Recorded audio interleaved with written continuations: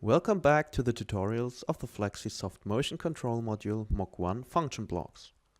In this video we talk about the function block SafeStop.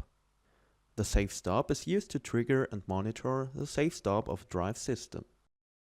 So let's switch to the Mach1 logic editor, where we select the function block and place it into the configuration area. At first we focus on the relevant in and outputs again. From the input motion in, the function block receives all information provided by the encoders. In this context, I want to connect the output motion out from the function block position by reference with the input motion in of the function block SafeStop. The input SafeStop1 as well as the input SafeStop2 are able to trigger the relevant safety function. The signal Enable Torque is used to switch off the torque of the drive system directly.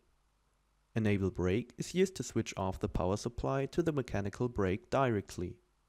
Amplifier Off triggers the shutdown of the amplifier via the PLC.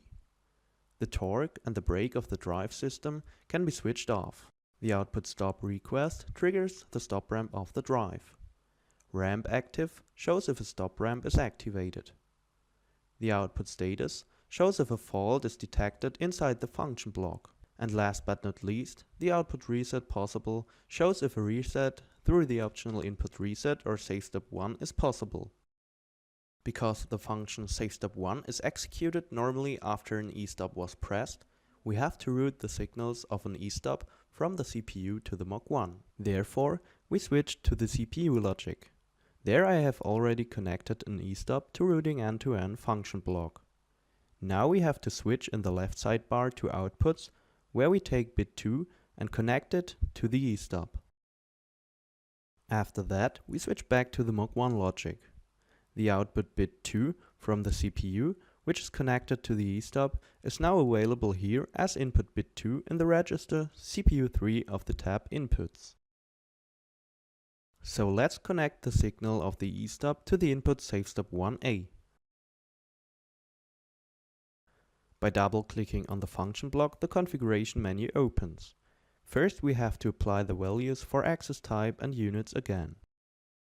In the tab Stop Ramps, I will explain the relevant settings with the help of this graphic. Here we can see the movement of the drive, as well as a defined stop ramp when the SafeStop1 is triggered. At first, we can define a delay time until start of the stop ramp. Moreover, we can set a speed offset. That's an optional addition to the start of the ramp to prevent it from being exceeded accidentally. Additionally, we can determine the slope of the stop ramps by the parameters speed reduction and duration of speed reduction. In this context, up to 4 ramps can be set. Let's go further to the next tab, Standstill Monitoring. After defining the standstill speed, we have the possibility to activate the standstill position tolerance window. Here we can define which relative position change still counts as a standstill during standstill monitoring. Let's have a closer look at the relevant graphic. In addition to the movement function and the defined stop ramp, we can see the relative position of the drive. When the drive reaches standstill speed, then the defined position tolerance window opens. Now, the relative position of the drive is monitored permanently. In this limited window, the drive is allowed to move and it still counts as a standstill. But remember, if the drive is exceeding the limits of the window, then the torque is cut off immediately. The optional setting Maximum Distance for Speed Filter defines the distance that the drive is allowed to move despite exceeding the maximum permitted speed. This function is explained in the following graphic. There you can see the movement function and the stop ramp again. Additionally, there is a defined maximum for speed filter. At this point, the drive is moving in a forbidden speed. In this case, we calculate the additional position movement the drive is making in the forbidden area. Because he didn't exceed the maximum distance, there is no reason for shutting down the torque. If the maximum distance is exceeded, as you can see there, then the drive has moved 2 long distances while driving in a forbidden speed. For that reason, the torque of the drive is shutted down and the output status goes low because an error was detected. Let's go further to the next tab, Stop Types. There we can set an off delay for the output enable brake as well as an off delay for enable torque. In the next step, I will explain the configuration of SafeStop 1 with the following graphic. When the SafeStop 1 is triggered, then the defined delay time until start of the ramp begins. Now the speed of the drive is decelerated by the machine control and constantly compared with the current speed limit of the stop ramp. After finalizing the stop ramp and reaching standstill speed, the outputs amplifier off and enable brake are going low. At the same time, the safety function Safe Brake Control is activated.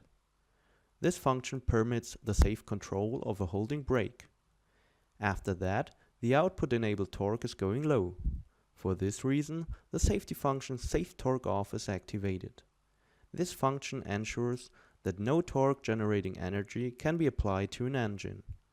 As you can see there, the off delay from enable torque is typically set greater than the off delay from enable brake. For this reason, the torque is cut off only after the brake is closed. Here we can activate up to 2 inputs for the function SafeStop 2. After triggering this safety function, the configured delay time until start of the ramp also begins. Then the speed of the drive is decelerated by the machine control and constantly compared with the current speed limit of the stop ramp. After finalizing the stop ramp and reaching standstill speed, the safety function Safe Operating Stop is activated. The position tolerance window opens after reaching the standstill speed. Now the relative position of the drive is monitored permanently. In this limited window, the drive is allowed to move and it still counts as a standstill. Consequently, the power to the drive remains on and the speed and position of the drive is monitored permanently. For that reason, the outputs amplifier off, enable brake and enable torque are staying high. This enables the drive to perform holding control. That's it so far for the tutorial about the function block SafeStop. Now you've got to know how to combine it to other function blocks. Also, you learned how to configure the various parameters of the SafeStop. In the next video we focus on the function block speed crosscheck.